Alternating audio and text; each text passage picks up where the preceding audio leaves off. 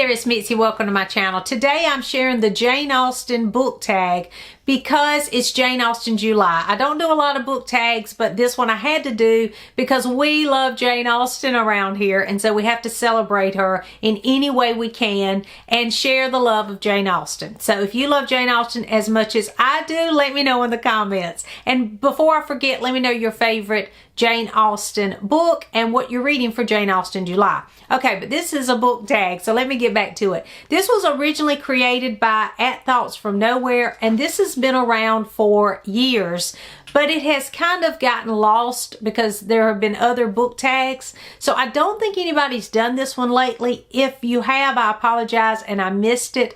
Leave it in the comments. But this is called the Jane Austen book tag, and it just goes through and gives a question based on each one of Jane Austen's main novels. So the first one is Sense and Sensibility. Name a book with a dynamic sibling relationship, because we know Sense and Sensibility is certainly, that's the main premise, is that dynamic sister relationship in that book.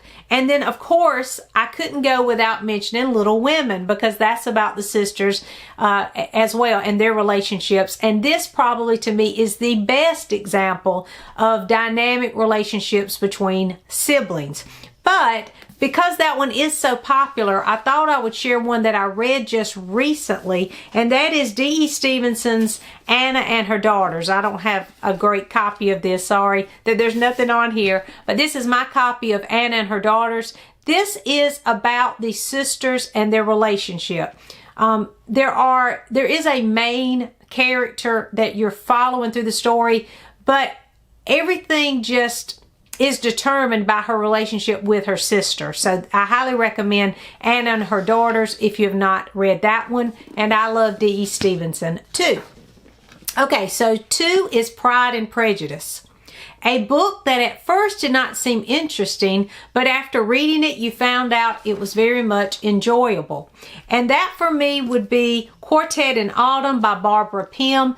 This book is, if you've read Barbara Pym and you're familiar with her work, this is totally different than her other books. To me it is, the ones I've read. And when I read it, I did enjoy it. So I'm kind of stretching this a little bit, really just to advertise this book. But it wasn't that I didn't enjoy it, it was just very sad because it's about these 4 lonely people.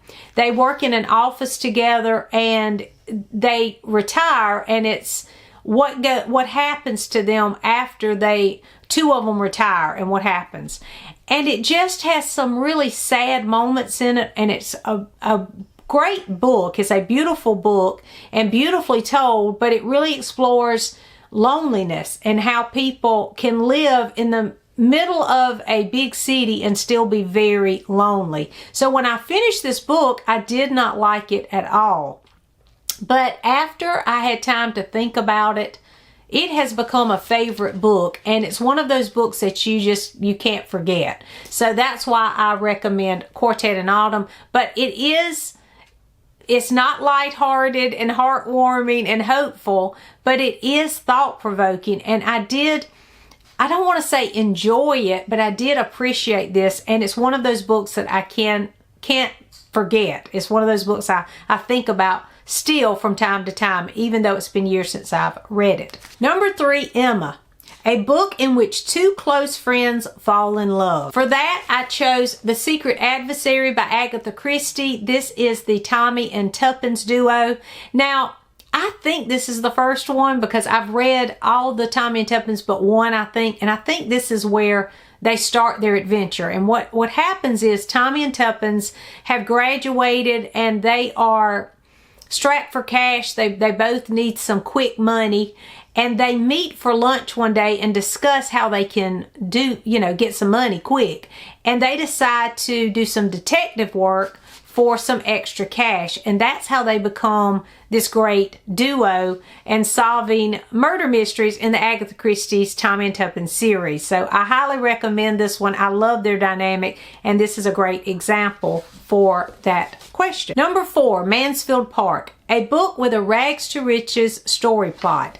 This one may not seem at first glance that it's a rags to riches story, but it is. And that is The Blue Castle by L.M. Montgomery. Again, this is one I just always want to recommend because it's one of my favorite books of all time. But this to me has a rags to riches story. I don't want to say too much because of some of the twists and turns at the end of this that surprise you.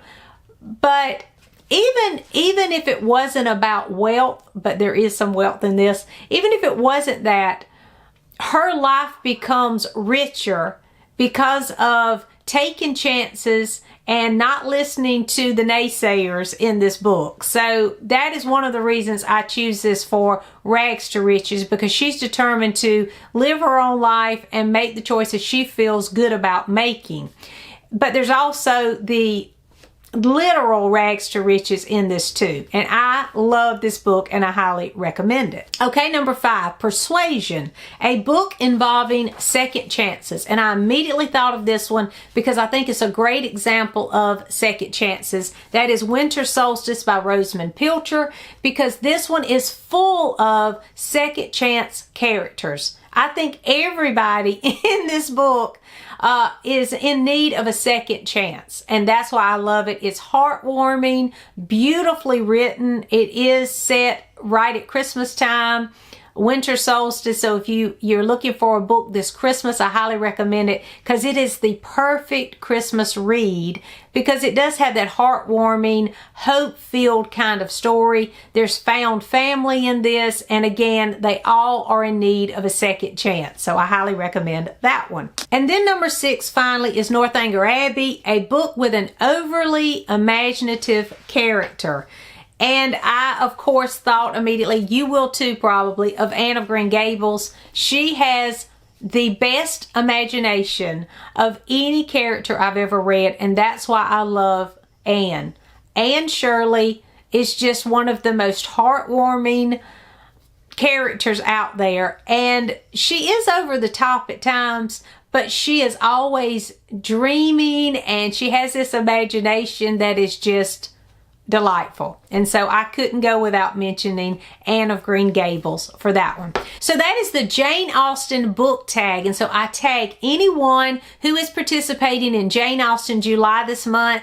If you do create a video, please tag me so I can go over and watch that one. If you don't have a channel, that's okay. You can just leave your responses in the comments so we can talk about them there. Thanks for watching, and I'll see you soon.